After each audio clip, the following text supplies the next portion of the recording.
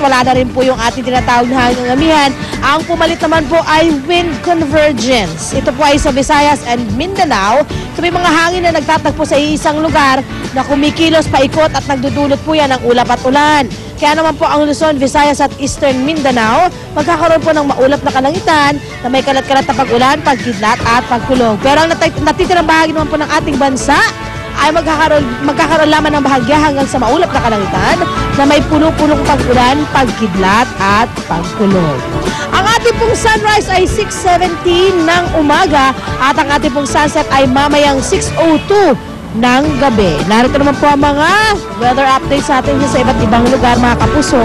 Silipin po natin. Tandaan niyo po, sa kahit ano pa mang hamon ng panahon, manatiling alerto at mahinahon.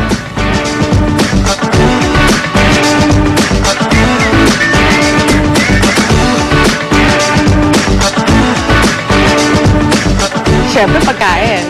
Pagkain. At gising ng mga kapuso, eto na, lalo na yung mga bibili pa lang dyan ng almusal ngayong umaga. Medyo dumadami na mga tao sa paborito nyong bakery. Pero sa Binyan, Laguna, alam nyo, hindi pandesal ang paborito nilang almusal. Ay, naku, masarap yan. Kundi ang kanilang masarap at may laman na puto Binyan. Ayan. We want puto! Yung may keso? We want puto! I want puto! Ang paggawa ng delicacy na ito ay ibibida sa atin ngayong umaga niya na Monica at Gino de la Peña. Good morning, guys! Oh, wala na yun, eh? Malapit na.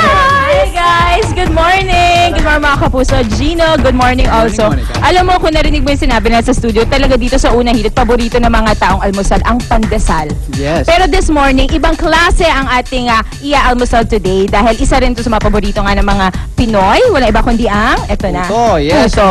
Of course, Monica, syempre tuturuan natin sila kung paano ang step-by-step process, kung paano gawin ang puto at syempre kung anong kailangan na ingredients, materials, dahil malay mo, baka pwede nyo rin gawin itong negosyo or pagkakitaan. Ayun naman. Tsaka alam mo kasi, when they say puto talaga, ang una pumapasok sa isip ng mga tao, puto Binyan. Oo, kasi sikat sila dahil nga kakaiba yung kanilang lasa. And speaking of that, mamaya alamin natin kung ano nga ba yung sikretong nilalagay nila dito sa mga puto nila, kung bakit dinadayo to ng maraming tao. Plus, bukod sa puto, sikat din ang Binyan sa iba't ibang klaseng kakanin na pwedeng kainin dito. Kaya naman mamaya titingnan din natin kung ano-ano ba yung mga kakanin na yan. Naku, bubusog tayo this morning. Kaya mga kapuso, tutok lang dahil siguradong bubusugin namin kayo umaga. At saka marami kaming sorpresa para sa inyo. Naman, yan naman talaga ang ating laging ginagawa dito sa unang hirit. Kaya tutok mga kapuso, mula po dito sa Binyan, Laguna. Happy morning guys! Back to studio!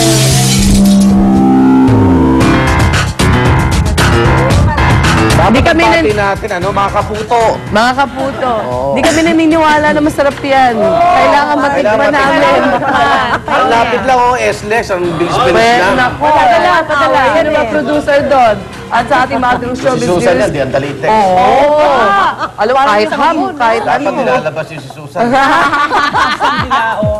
Ito, ano to, showbiz mo. Tuloy-tuloy yung trabaho kay ni Lovie po sa kabila ng pagsubok na pinagdadaanan nila ng kanyang boyfriend, si Congressman Ronald Singh. So, alam na natin, sila na lang may hindi alam. Ngayong Webes na kasi inaasahang malalaman kung gaano kahaba ang magiging sentensya sa boyfriend ni Lovie na convicted sa kasong drug trafficking sa Hong Kong. 3.5 taon ang karaniwang parusa sa kasong yan, pero posibleng bumaba sa 1 taon at ilang buwan ito dahil sa paghahain ng congressman ng guilty plea.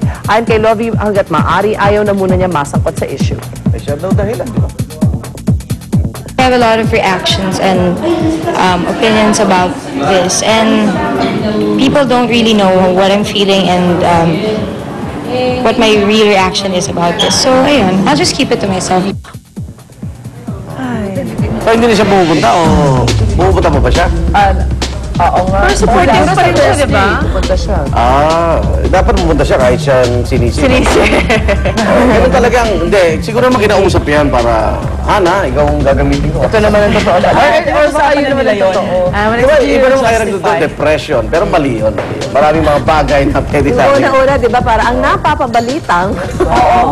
Baka naman, hindi pa nila inaamin, di ba? Hindi pa. Hindi na kailangan, no? Actually, puro tayo lang may alam, sila hindi. Ay, mga tuloy-tuloy ang pagtambay dito sa mas pinalakas, mas pinasaya, at patuloy na #1 sa inyong puso tuwing umaga. Ito ang Unang Hirit with Vitamin A. Yes. Unang hirit, ang saya-saya.